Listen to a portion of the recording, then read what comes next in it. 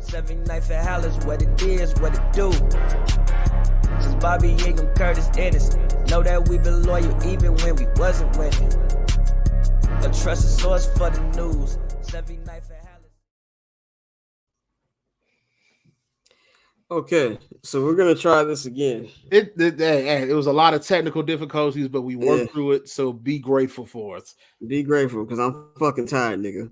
And I know you more tired than me because you had to be around children today. So I'm actually doing okay. Nigga had a panic attack, and I had to recover from that. So part of recovering, I had to get some food and some calories in me. I'm feeling okay right now, so I got a lot of energy. But I know you tired. I'm tired, but yeah. So anyway, it's my fault because my internet Spectrum's tweaking today. You know what I think Spectrum You does? should hear this nigga download speeds. Awful. Bruh. Oh my goodness. Now I gotta go back and look at summer sessions and make sure, because my shit was fucking up doing summer sessions. I hope it ain't like. I want y'all to look at my download speed.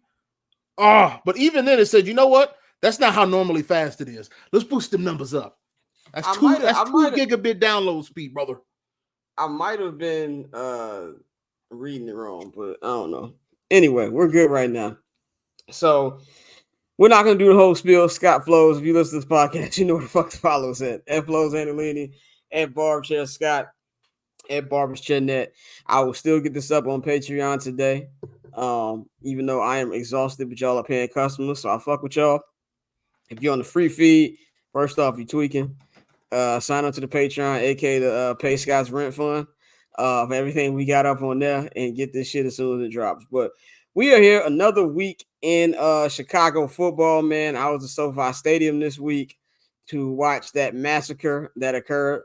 But I will say I love SoFi. SoFi is my favorite stadium in sports, even though it is a pain in the ass to navigate. Like, it is the only stadium I've ever seen in my life where you walk in and you're on the third floor. Like, it's super weird.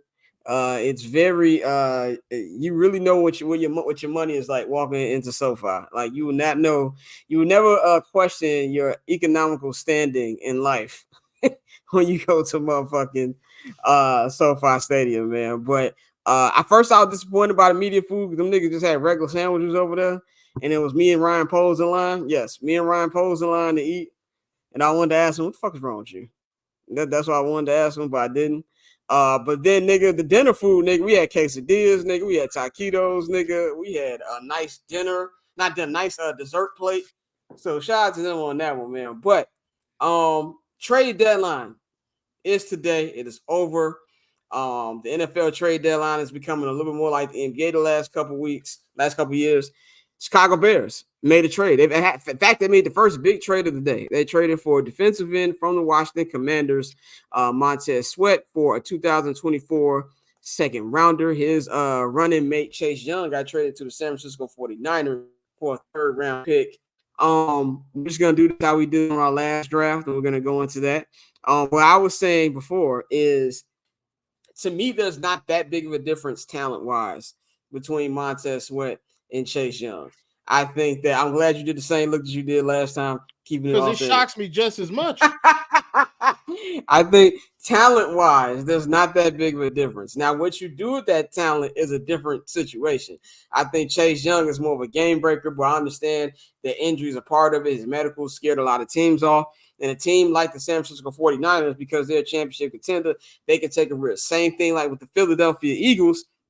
They can take a risk on Jalen Carter and his issues, because his character issues, because they're a championship contender.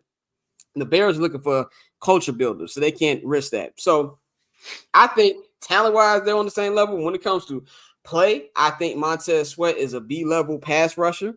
I think that Chase Young is an A-level talent. When he's healthy, he's in the A. Now, there's different tiers, kind of like Joe's tier, quarterback tier, he dropped every Wednesday. So today's Tuesday. My fault. It's been a long couple days.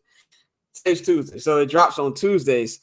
There's the guy, there's the A, and there's the B. The guys are the Myles Garretts, the Magabosas, the Aaron Donalds, the TJ Watts. He's in that A tier, and then you got Montez Sweat in the B tier. So in a vacuum, I don't hate it. I like it. I would give it a B if we're just grading the trade. I think it's crazy that they went and go traded for this guy and were even dangling Jaylon Johnson on the market to fucking begin with. That was crazy to me. I'm glad he stayed.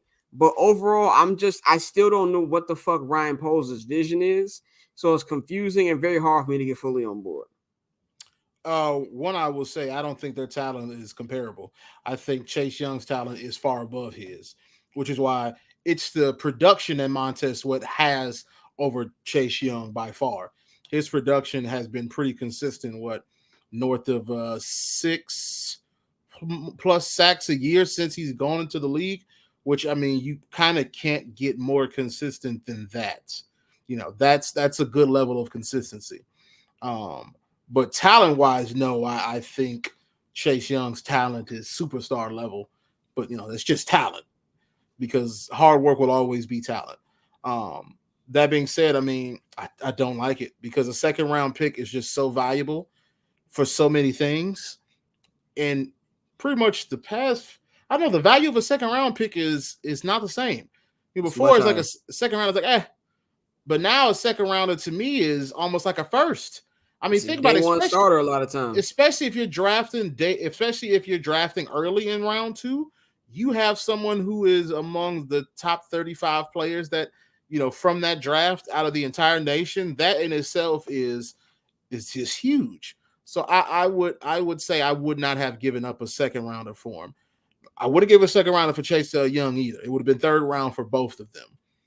Production wise, Montez Sweat he's pretty good production. I really cannot hate on him, and I won't hate on his production because he's done well. But what's the point of the trade? Right, is the thing. This team's not. What's the strategy, bro? Right. Is he your building block? Is he one of your defensive building blocks? So are you going to build around him? If that's the case, it makes sense.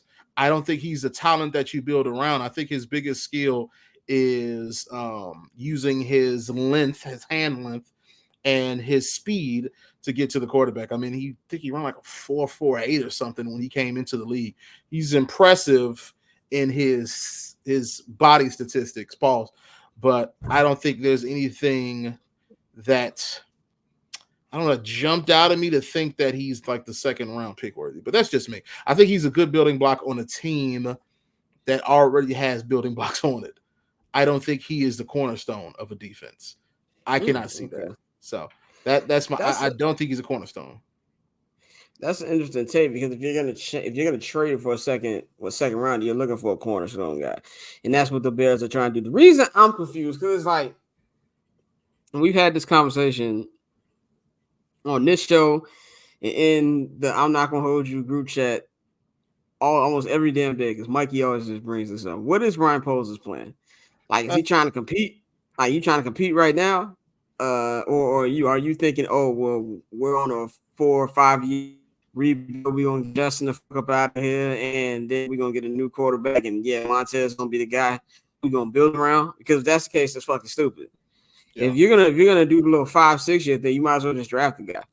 Yeah. Reset the whole goddamn contract if that's what you want to do. My question, I don't think anybody knows what the fuck Ryan Poles wants to do. Now, I'm not saying when he got here, people was expecting this to be a quick fix. No, the Bears were a shit storm when Ryan Poles got here. I argue they might be they're worse. I'll argue they're worse. I think that Ryan Poles, as much as we shit on Ryan Pace and Matt Nagy, these version of Ryan and Matt are worse 2 years ago. Yeah, they're worse, and there's just no way around it. We can sit up here and say one thing I'll always honor about Ryan Pace. And I even said even when I couldn't stand the nigga, he takes the big swings. Yeah, shits might not always panned out for him, but he took the big swings. It's like to me, Ryan Poles is the father on Everybody Hates Chris. Ryan Poles is Jason Pitts off the game. Where them niggas are trying to save $1 by any means necessary. Yeah. Now, on Everybody Hates Chris, them niggas live in the project, so I get it. On the game, because Jason Pitts was a billionaire and was the top tight end on the TV show. So it's like, I didn't get it on there. I don't get it around. What's your plan? So it's like, and this is what I said. I'm going to keep going back to what I said when they hired this guy. Stop crowning GMs until they do their fucking job. Yeah. So if he can sell me on a plan, whatever it is. And I've been hearing, I'm gonna give y'all some sources. I heard from a very, very, very, very reliable source today that there is friction to figure out what they want to do with Justin Fields. There's people like Kevin Warren who don't want to give up on Justin Fields. There's people like Ryan Poles who aren't particularly fond of him and wants to have his guy. Me and Mikey were debating this. Mikey says that the your guy thing is the dumbest shit in sports, which I kind of agree with him, but I also kind of don't agree with him because if I'm going to get fired, I at least want to get fired with the people that I brought in. Like, if I'm going to get fired, let me get fired because of people that I brought in and not because I'm taking some shit from a nigga that somebody else brought in. I get that, but also say if that really wasn't your guy to begin with, you should have just traded him and drafted like a Bryce Young or a CJ Stroud last year. If that was the case, if you really were not on him by then. To me, it's all about infrastructure. As we said in the prior version of the show that we shot before my internet went to hell, is that in the NFL, it's all about systems. Joe, you brought the Tom Brady thing, where you need to have elite coaching, elite weapons. Am I gonna sit up here? I'm gonna say this every week because I feel like Bears fans and Justin Fields haters act like I'm getting Justin off the leash. No, I'm not letting him off the leash. It is a 50-50 thing to me. I've said it continuously. I'm gonna keep saying it.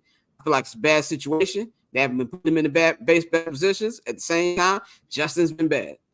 Justin, the amount of great Justin Fields games I can put on one hand. I am very aware of that. And there's 3 years here I can put on one hand. I probably can name them for you. The last two, the Miami game last year, the Detroit game in Chicago last year, and maybe I'm trying to think of another one. That might be it. I can't think of another one. It might be. I know I'm probably missing on one. At max, there's 4 to 5 really great Justin games. But the thing about Justin that tricks you compared to a Mitch will get excited when Mitch would do small. Oh, look, he threw 10 yards. Justin's highs are so high that he has such a great game that you're sucked back in. So there's stuff that he shouldn't be doing in year 3. I just saw a quarterback on Sunday. It's my second time seeing Justin Herbert in person. That is great despite his coaching. So there's some things you can do to get around that. So I think it's 50-50. But if you're Ryan Poles, if what I would have done last year, if I'm like, okay, I'm going to give this guy a legitimate shot, then get him a good offensive line. Get him a good defensive line. Get him good coaches. Luke Getsy got a job because he was on Aaron Rodgers' quarterback coach. He wasn't even an offensive coordinator. And if we all know anything about Nathaniel Hackett, obviously it was just Aaron Rodgers. Wasn't them two niggas. So he kept taking everybody from him. He's taking a guy like a Lucas Patrick, who wasn't even really that good in Green Bay. You know what I'm saying? And we love Tevin. But also we forget, he tried to trade this nigga last year. I know we forget. He tried to trade Tevin last year. So I don't trust his eye for talent. I know we all like Jaquan Brisker, but is he really good? Or is he Bears good? It's questions we got to ask ourselves. We can sit up here and say whatever we want about Ryan Pace. The fact that Eddie Jackson's still on this roster tells you that Ryan Pace's biggest problem was he couldn't hit in the first round. He had guys in other rounds who were still productive. Honestly, we can't do shit on the floor anymore. This nigga's a really good football player now. You know what I'm saying? Like, and I'm not, y'all know how I feel about Ryan Pace. My whole thing for Ryan Poles, what is the plan? Until I actually know what the fuck the plan is, how can I trust that this is going to be a good trade? You know what I'm saying? I don't know. I don't think the Bears need to know. The Bears need to know what they're going to do before they do anything else. Right now, it's like they're just throwing shit at the wall hoping it sticks. Yeah, that's it's amazing. We have to sit back and praise Ryan Pace. Yeah, it's just the way the cookie crumbles. Because on Ryan Pace's way out, we were like, goodness, he stinks. He didn't have this. Maybe Poles has this, that, and third. And you realize, no, Poles, in fact, did not have that. I don't trust his eye for talent. I can't think of one just out. DJ Moore was a home run trade to me. But those were two desperate teams, and they got what they needed. Home run trade to me. But I can't think of anything outside of that just felt like a complete win and a home run. Jaquan Brisker has a few good hits, a good interception versus New England last year. But outside of that, I think he's a solid safety. I think he's a good safety. I think he's a solid safety, but I can't see anything past that. I don't think he's a good GM. And the whole my guy thing, I think, is also stupid because this also isn't regular. It's not, I said this in the last video before we had to stop because Scott's internet was breaking up. This is not like running a regular corporation. In a regular corporation, you buy low, you sell high. You try to pay the least amount for the materials, the ingredients, whatever you need, and you can sell at a premium because if you keep the prices low for the things that you're buying to produce your product, you're going to make a bigger revenue. It's such as like when I used to work at Best Buy, and if you bought Insignia and what was the other one? Starts with a D. I couldn't remember. Those were the brands they made. They were typically cheaper because they made it. They covered those costs, and those costs helped them, and it affected their bottom line immediately. Whereas with Sony, in the agreement you have, you're gonna have to pay Sony for the sales. They get a small amount off that Sony sale. The Insignia sale, that's all theirs. And so that works in that sense of a corporation. But the NFL is not like a regular corporation. You can't think you can pay for cheap materials and build a Super Bowl contender. The only time you're going to get a cheap material is in the draft. In the draft, you can get huge talent for a low cost, but then eventually you're going to have to pay that talent. Now you'll have to decide which pieces you're going to keep and which you're going to fill with young talent from the draft, the young undrafted free agency type of people. But that happens after you find your cornerstone. Jaylon Johnson is one of the best corners in the league. He's excellent in man defense, one-on-one. Pay him. He's young. Pay him. He's a cornerstone player. That should be really easy to me to think. You know what I'm saying? And the fact that you didn't draft Justin Fields, that's fine. But the way things are turning out now, you ain't going to get that number one pick. You ain't going to get Caleb Williams. You see what Arizona did? You know what I'm saying? Well, Kyler's coming back in a week, so that's a little different. But they've always been pump faking. They said Kyler will be back in the next 3 to 4. Like they said, the window's open. I don't think that was a tank move. I think that's Kyler's coming back, and because Kyler's coming back, remember even with Kyler, they still want to move on. So it's not like Kyler's going to come in there and just it's. And I think Carolina can win a couple more games. No, they're gonna beat the Bears. I don't even think they'll beat the Bears, to be honest with you. They're not a good team. They still stink. They'll still be top 3, top 2. But you're not. I don't think you'll get that I don't think you get that first pick. So you're not going to get Caleb Williams. You're going to go get a UNC quarterback again. Drake May has a cannon of the arm. Has he shown you that he's going to be better than Justin Fields? No. So Scott talked about he can count the number of Justin Fields game on his hand. He's true. He's right. He's true. But there are certain things that were not done around him to ensure he's a successful quarterback. You saw what Tyson Bagent, he's your rookie. He's a guy a few reporters said put in there, see what he can do. You saw what he can do. It don't work when you don't have the play calling that is complementary to the player. And that is why the your guy philosophy is stupid. You work with the talent you have unless the talent sucks. Justin Fields is a talented quarterback. If you want to make him an even better quarterback, you have to make sure you are getting the ball out of his hands, and then you're allowing him to play football. It's like he's not a person you can say, all right, load up the offense. Here's every single thing. No, you're probably going to have to get him into more digestible chunks of the game. But that's okay. You need to build around that. And it's clear that Luke Getsy is not a good enough play caller. He's not consistent. Just like I think within Ryan Poles is probably a good GM. It just ain't there now. He need to go back to streets. I sent you back to the hood. You get your mind right. 50 cents to beg him up Smurf. That's a deep Which cut. One of the most disrespectful things ever. I'm like you niggas. You know what I'm saying? Sent you back to the hood for you to get your mind right. And that is what Poles needs to do. He needs to go back to being a scout for a little bit. He needs to learn how to be a GM because right now he doesn't understand the game well enough to be a GM. Don't matter that he played, which people always say, oh man, I would respect the opinion of somebody who played at the professional level more. Why? That just means you had talent to get there. What does that have to do with your mind? Right. Some of the greatest football minds ain't played a lick of professional ball. Shaquille O'Neal is the greatest center maybe to ever touch a basketball. He do not know terrible basketball mind. A terrible basketball mind, because it's a lot different than working with God-given talent and instinct and having to sit down and navigate. Oh, this is how the game works. This is how I can do to diagnose that. If I had a defensive tackle, so they know how to launch. They know how to go against the A gap, the B gap. They know how to be in a certain technique. If I tell them, all right, right now you're sitting at 4th and 10. You need to get yourself 15 yards. They're playing a cover 1, and they're going to send about 5 of them. What are you going to do? What are your man beaters? What are they going to say? Now, would an all great like Aaron Donald, I would hope he would know, but there's no guarantee he would know.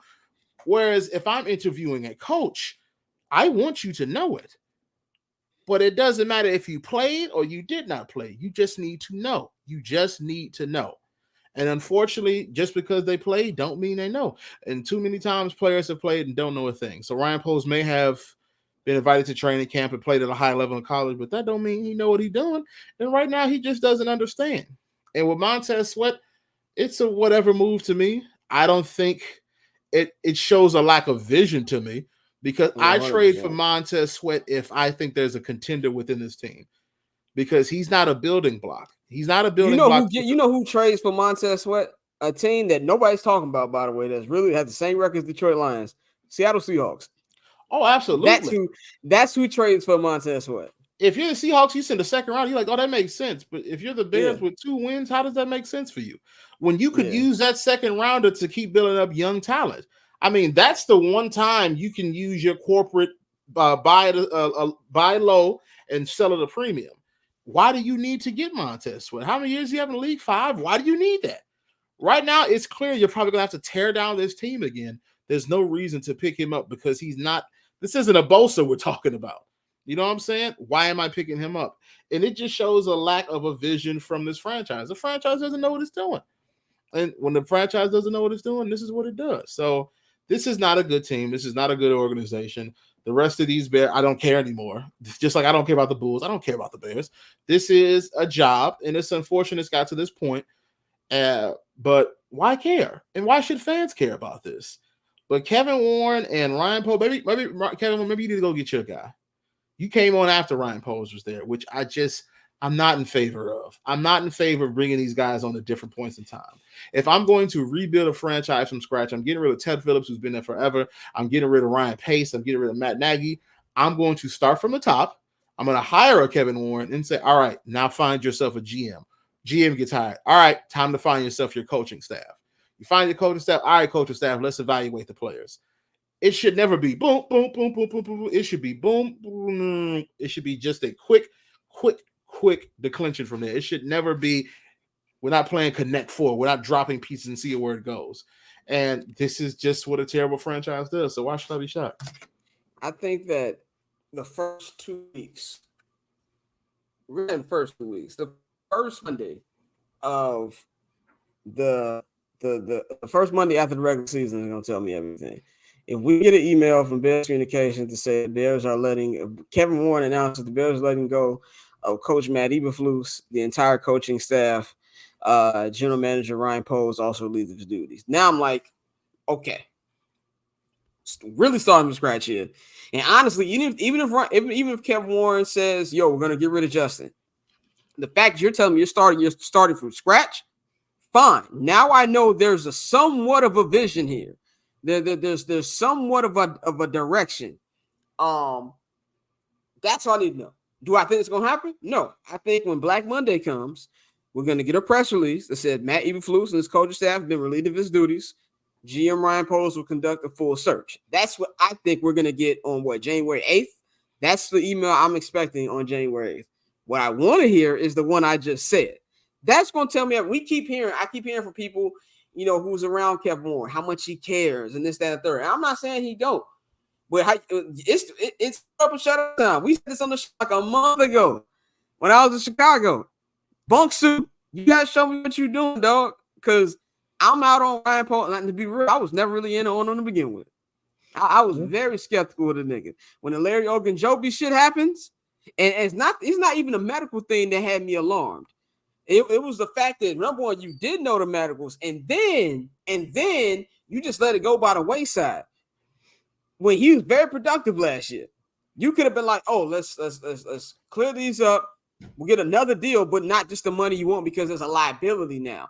But we still want you on this team." He just let that shit sail on the bounce, let him go to another team. He had a really good season. He had a better season than any defensive lineman on the Bears last year. That's for goddamn sure. So, to me, I think with anything with sports, not just with Bears, with sports fans, we want to know that the teams we root for have a plan.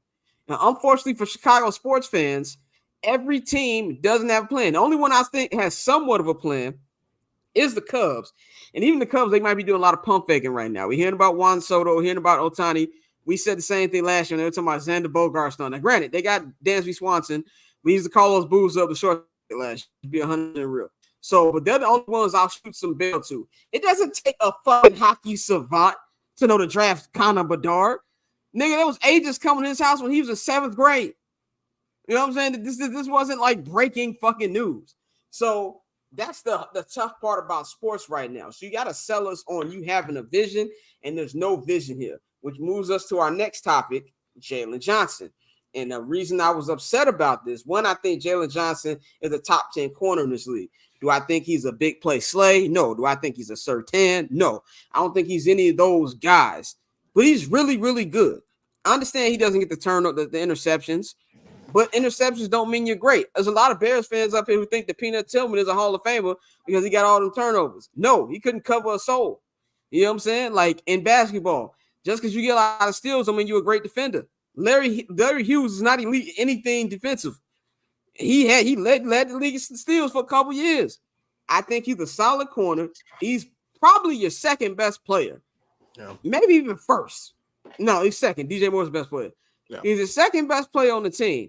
And the thing that pissed me off about the Montez Sweat trade this morning was, you're trading for a one prime position and letting another one walk out. So you can draft one that's you pray is half as good as Jaylon Johnson.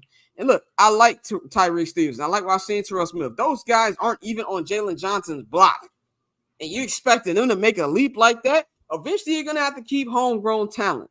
And I don't have a problem with TJ Edwards or Tremaine Edmonds because I think a lot of their play has been the fact they don't have a front seven. And I truly believe your linebackers and your secondary are only as good as your front seven. But having said all of that, them niggas could have paid Roquan. Roquan got better numbers than both of them niggas combined. So they could have just paid Roquan. So now you're getting eventually you're going to have to pay homegrown talent. And fuck what the fans think. What does that send to the message in the locker room? That if you do your job, you're not going to be rewarded for it. You pay Cole Kmet. Not to have a problem with that. I don't think Cole Kmet got ungodly money or anything. But if you pay Cole Kmet and you don't pay Jaylon Johnson, it's a fucking problem. Yeah. So the trade didn't happen today. I'm happy about that. It gives them more time to either work out a deal or they tag Jaylon and they get a trade for him later. It gives them more time to come together. But the fact that Ryan Poles is steady trying to get rid of homegrown talent just because they're not his guy is bullshit.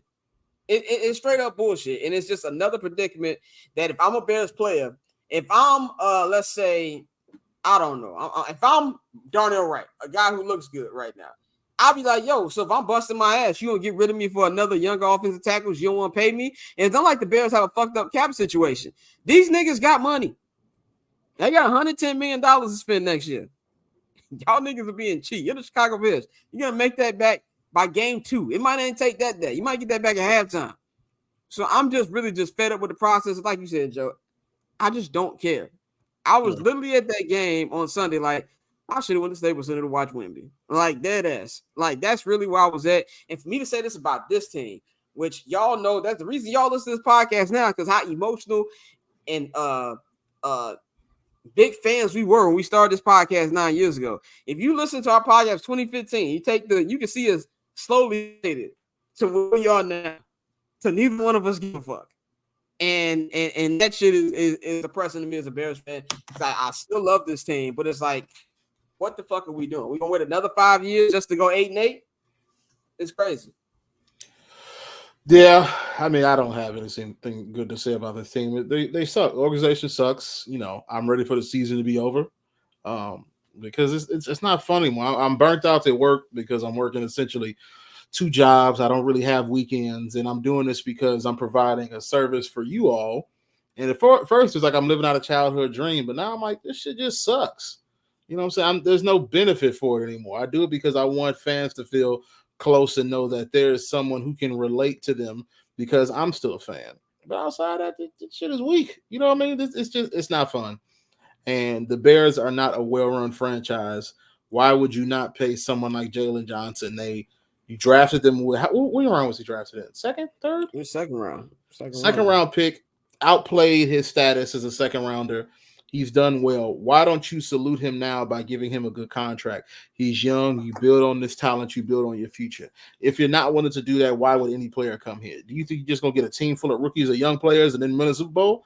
Don't happen. It don't work that way. Every team has to be filled with talent, and it has to be filled with talent appropriate to their ability, their experience. So no, yeah, this team sucks. There's nothing more to say about that. I hope Jaylon gets paid. If you don't get paid here somewhere else. But I think you have seen enough from Ryan Poles to think it's time to move on. Just me. And just look at other teams who have way more talent than the Bears, the Eagles and the Niners. And they're like, that's not enough. We're gonna go out there and get other players. You know what I'm saying? Like the fucking Niners defense. It was like, oh, we gave up 31 points the last 2 weeks. Let's go get fucking Chase Young. You know what I'm saying? The Bears wouldn't do no shit like that. Well, we think our guys get better. We think Justin Jones. Like, it's stupid, man. It's look, man. It's just I have no other words to say. I had on the rundown Saints preview, but I'm not preview shit. Tyson Badger's playing. He's gonna get sent to God. They're gonna run that nigga up the fucking bayou, nigga, and it's gonna be another fucking loss. There's really nothing else to say. I'm just really waiting for Justin to come back to give us at least something to somewhat watch. And who knows? He might go out. You know what I'm saying? Yeah, give me something. I know I'm getting from Tyson Bagent every fucking week. And it's not Tyson Bagent's fault, man. That's the whole thing about it. Like, everybody was like, I had some people in our mentions basically call me everything but a baboon, nigga. Like, it got real racist in the mentions on Sunday. And I was like, I don't hate Badger. And matter of fact, I loved hearing this press conference on Sunday. Badger seemed like a cool dude to me.